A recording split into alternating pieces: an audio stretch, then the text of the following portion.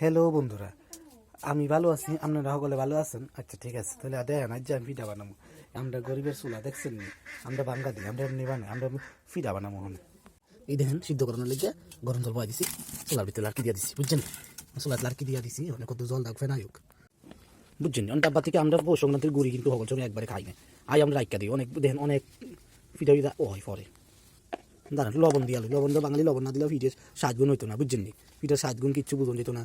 তারপর দিয়ে তারপর একটু লাড়াচাড়া দিয়ে গেলেন, এখন জল দেখেন বারা বুদবুত হয়ে গেছে, তো লিয়ে আবার লামাইলাম, বুঝছেন নি?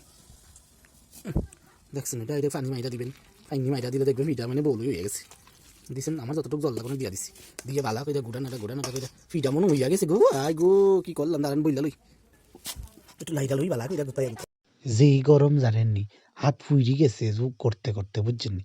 আপনারা মনে করতেছেন যে আমি একা এমনি করতে পারি সব, না না না, আমার পাশে কোনো মা বইয়া গরমের বইয়া মধ্যে ও হগলতা দিয়ে গুলাই দিতেছে। লিছে, বুঝছেন? আমি এত পারি না। গোল গোল করে ডামা ডামা বানাইলাম, বুঝছেন? হয়ে গেছে, বুঝছেন? আমরা গুড় দিয়েও পিঠা বানাই, যে গুলা লইয়া লাইছি তো বিত্তা মারা গুলা, দেখছেন বন্ধুরা? এইভাবে লইয়া বেশি বড় সময় করতাম না, মানুষও কম আজকে, বুঝছেন? কম টম দিয়ে বানাই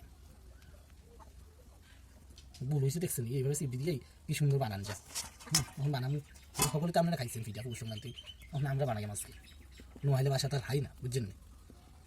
এখন দেখে গুড় দিয়ে একদম পিঠা আবার কতই খাইছি, মো সিপ দিলে নাহি মুহে সিটকাই যায় ফরে, বুঝছেন?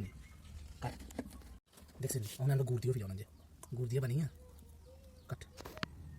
গুড়টা যদি বালা করে যায়, যদি ওই সিদ্ধটা না বালা করে ফাটাই, তাহলে কিন্তু ওপরে গুড় খান চলে যাবে।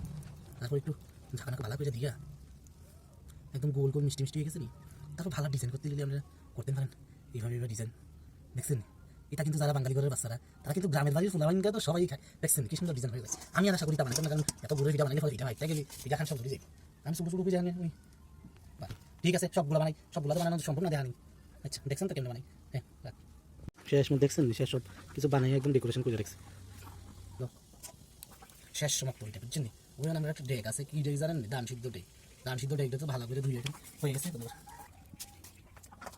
একদম সব জল প্রায় গরম হয়ে গেছে, বুটবুটি ফেনা হয়ে উঠতেছে, তো তারপর ডেকের মধ্যে দিয়ে দিতেছি থাল দিয়ে ঢাকনা। ও ফাইনালি পিঠার লুকস হয়ে গেছে, দেখছেন তো? পিঠাটি হয়ে গেছে, কি সুন্দর সুন্দর নরম হয়েছে। আমি একটা দুইটা দিলাম, গর্জন মুড়াতে বড় বোনে নলের গুড় ফাটাইছে, বুঝছেন নি? খেজুর গুড়। ডালতাছি বড় একটা স্মেল আইছে, কিতা কিতা কইতাম জানেনি, খাইতে বইয়া লাগছে এমন টেস্ট। ও একটু খাইবেন নাকি? প্লিজ লাইক শেয়ার কমেন্ট করবেন, বুঝছেন নি? ভালো থাকবেন সব।